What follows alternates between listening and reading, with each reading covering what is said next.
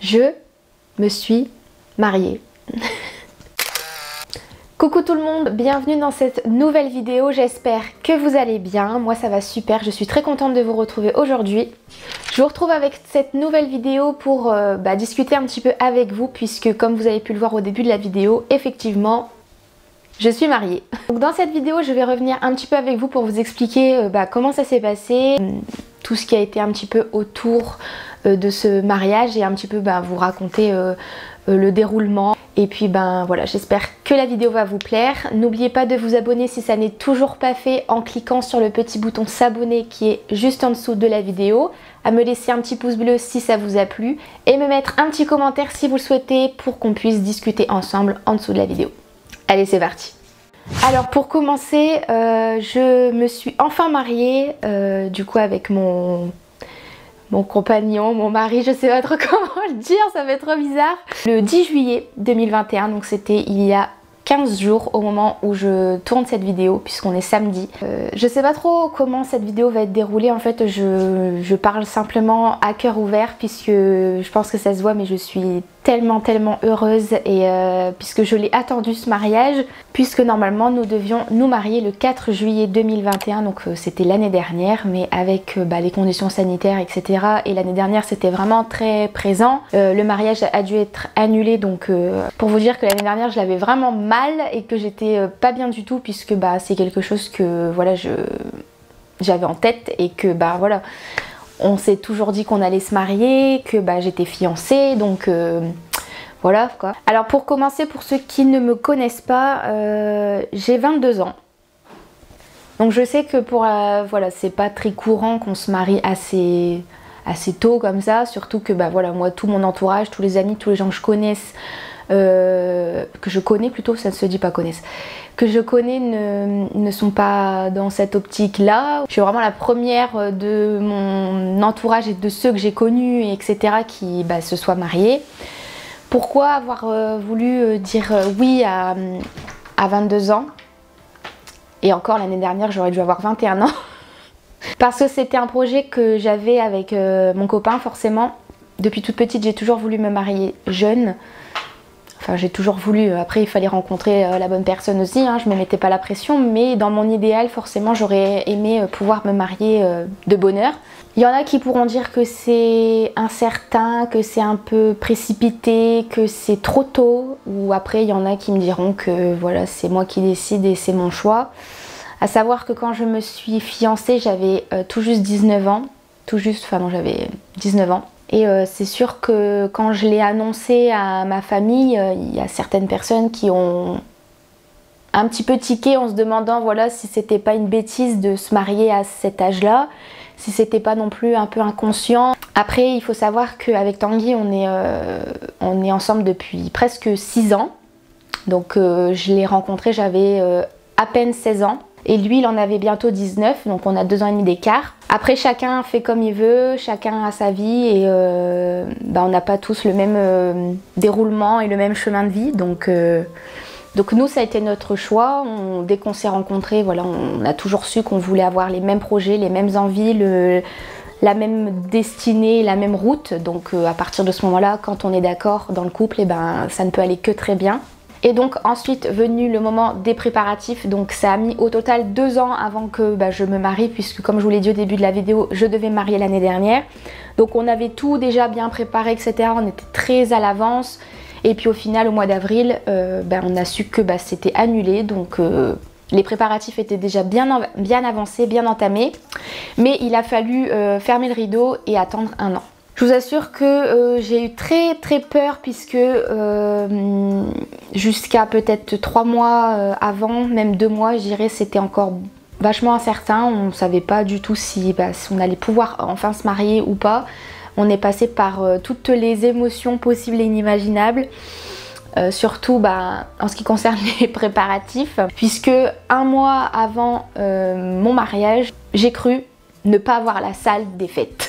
Ça c'est quelque chose qui me restera marqué je pense, puisque ça m'a fait retourner le cœur, mon sang n'a fait qu'un tour. 1 mois avant notre mariage, je téléphone à la salle des fêtes pour voilà, avoir un peu plus de renseignements et savoir quand nous aurons les clés pour pouvoir commencer les préparatifs de la salle. Et la femme au téléphone me dit que en fait je n'ai pas signé de contrat, que je n'ai pas rappelé, que je me suis pas présentée à la mairie et que pour bien je n'étais pas inscrite à la salle des fêtes et que heureusement elle a eu le bon sens moral de me garder la date, mais que si quelqu'un s'était présenté pour avoir la salle le 10 juillet, je n'aurais jamais pu avoir cette salle.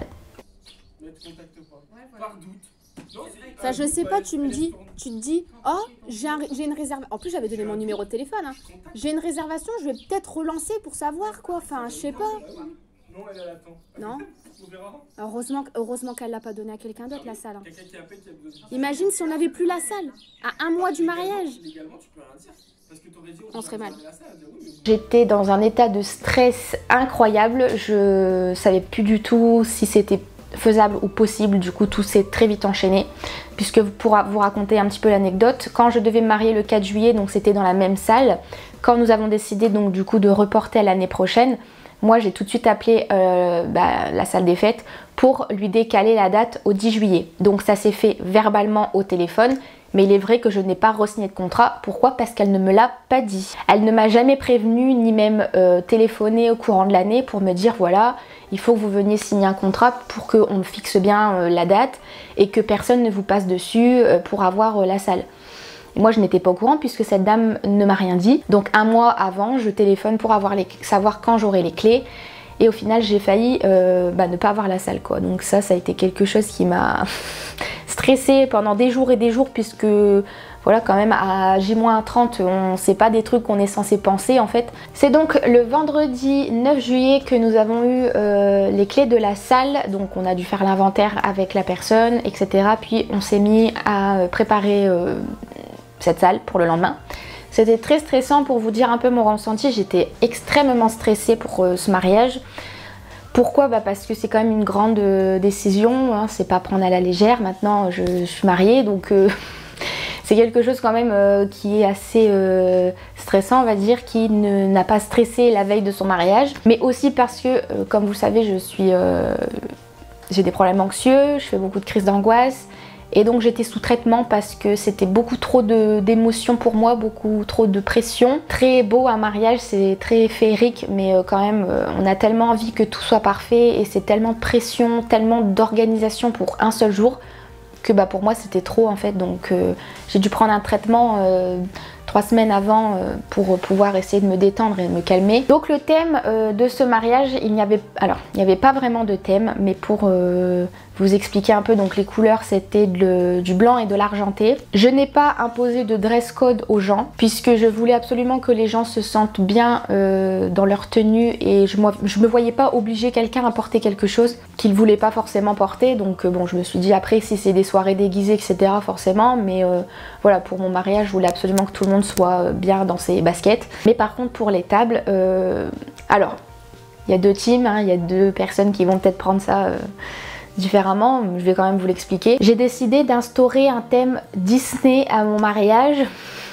Oui je sais c'est pas commun mais il était important pour moi que je fasse une petite attention et que je fasse un petit geste pour cet univers parce que c'est quelque chose qui a bercé mon enfance, mon adolescence et ma vie d'adulte. Ça m'a sauvée à pas mal de moments de ma vie, c'est bête mais je pense qu'un jour je vous l'expliquerai plus en détail. Et quand j'ai demandé à Tanguy si il était d'accord pour que j'instaure un petit peu ce thème là, il a dit oui tout de suite, il a été extraordinaire. Il m'a jamais rien imposé, il m'a toujours dit oui on fera comme tu veux. Donc sur chaque table il y avait un objet Disney qui représentait du coup le film. Il y avait donc la table Blanche-Neige, la table Mulan, la table Cendrillon, La Belle et la Bête, Stitch, La Reine des Neiges, Le Roi Lion, Aladdin, La Petite Sirène, Alice au Pays des Merveilles. Moi on avait une table d'honneur avec Tanguy et moi, donc on a choisi de mettre nos parents de chaque côté. Et sur cette table, moi c'était forcément La Petite Sirène puisque c'est mon Disney préféré, donc nous on avait mis un trident en fait.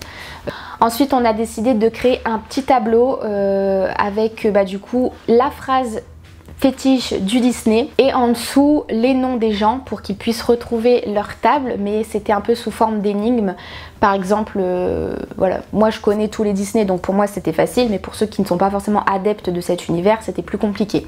Par exemple, pour la table Blanche-Neige, sur le tableau j'ai marqué miroir, mon beau miroir, 3 petits points, et les noms des gens en dessous, donc les gens devaient essayer de recoller cette phrase au Disney. C'est un peu compliqué, mais en vrai c'était très simple, c'était très bien. Et ça a plu à beaucoup de monde, donc c'était parfait. Donc s'en est suivi ensuite le samedi, donc à savoir que quand même on a eu les clés de la salle à 15 h, oui je sais c'est très tard, la veille, et on a fini à 23 h, enfin on est rentrés tous à 23 h, et je me suis mariée donc le 10 juillet à 14 h 20 à la mairie. On a donc décidé de faire ça à la mairie seulement, on s'est pas marié à l'église ensuite, puisqu'on a décidé de faire quelque chose qui nous ressemblait beaucoup plus, et on a choisi de faire une cérémonie symbolique, ou cérémonie laïque, ça dépend comment les gens l'appellent. Et donc c'était sous un chapiteau avec les chaises, une arc et les 2 chaises d'honneur. On avait décidé aussi de faire venir des musiciens pour jouer en acoustique, et ensuite il y a eu la cérémonie symbolique qui a été très très riche en émotions. Ceux de ma famille qui regardent cette vidéo vont s'en souvenir longtemps je pense, puisque Tanguy a écrit un texte absolument magnifique et il a pleuré toutes les larmes de son corps.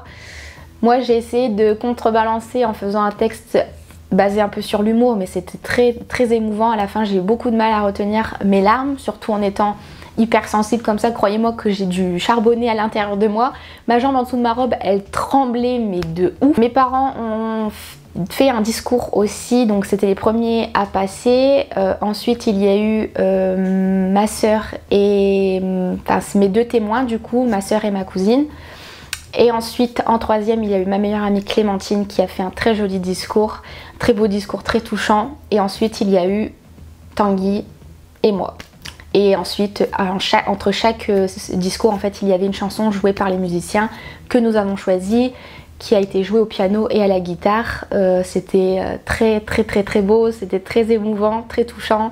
C'était féerique et on l'oubliera jamais parce que c'était incroyable en fait, on n'aurait jamais pu vivre un truc pareil.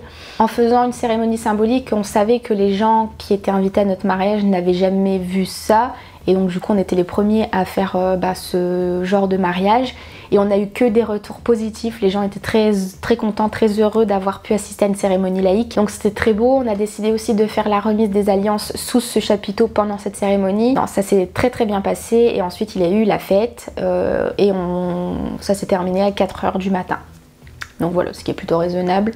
Après on n'était pas non plus énormément, enfin on était quand même 70, mais de base on était 110 quand même. Et puis au fur et à mesure forcément on est descendu dans le nombre d'invités, donc au final on était 70, mais c'était pas plus mal.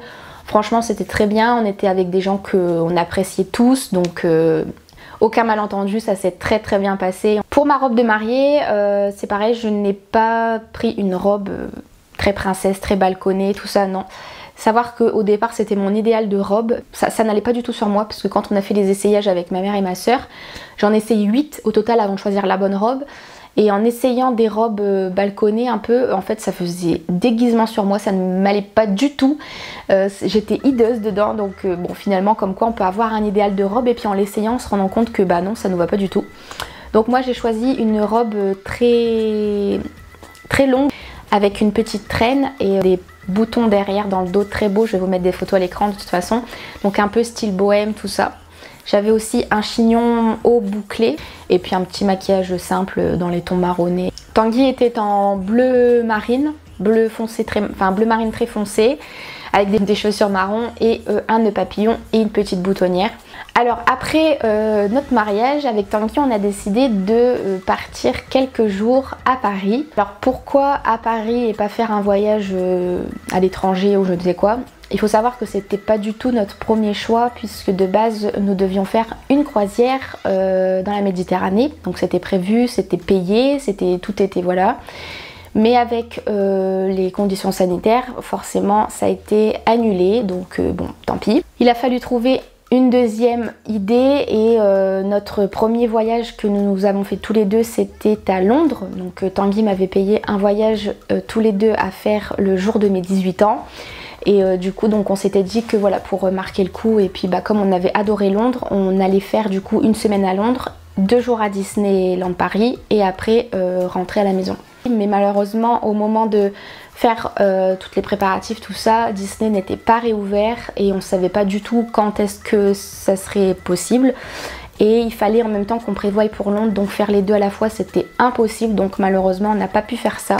Donc on n'avait plus du tout d'idée et on était resté sur le fait que on ne ferait pas de voyage et que c'est pas grave, on aura déjà eu un très beau mariage et que le voyage on le fera plus tard. Mais Tanguy a dit que il était un petit peu triste de m'emmener nulle part, donc il voulait tellement perpétuer un peu ce bonheur que on est parti à Paris 5 jours du lundi au vendredi, après notre mariage du coup, tout de suite dans la foulée. Je connaissais Paris mais Tanguy n'a jamais été, donc pour lui c'était une première. On a été au Sacré-Cœur, on a été à la Tour Eiffel, on a mangé des petits déjeuners en terrasse. Forcément Tanguy est fan du Paris Saint-Germain, donc il fallait forcément qu'on passe par le Parc des Princes. On est allé à la Défense, on a fait le tour quoi, des vrais touristes, on n'a pas arrêté une seule seconde. Donc c'était très bien, voilà, on s'est beaucoup éclaté et maintenant on est rentré et maintenant on continue dans nos projets. Donc voilà, j'ai fait le tour de cette petite vidéo explicative sur notre mariage. J'espère qu'elle vous aura plu, j'espère que les photos vous auront plu. N'hésitez pas à me dire dans les commentaires ce que vous en avez pensé et puis partager un petit peu vos avis, votre histoire, si vous êtes marié ou non, si vous voulez vous marier ou non. Il n'y a pas d'obligation, chacun fait comme il veut, on est libre de ses choix. Merci d'avoir regardé cette vidéo et d'avoir partagé ce petit moment avec moi, ça m'a fait très plaisir de vous raconter cette belle histoire. Maintenant, il n'y a plus qu'à continuer et à suivre nos projets. J'espère que je pourrai vous les faire partager encore et encore. Merci à tous. N'oubliez pas de vous abonner à cette chaîne et à la faire grandir si vous le désirez en cliquant sur le petit bouton s'abonner en dessous de la vidéo, à mettre un petit pouce bleu et un petit commentaire si vous le souhaitez. Moi, je vous fais des gros bisous et je vous dis à très vite dans une prochaine vidéo. Ciao!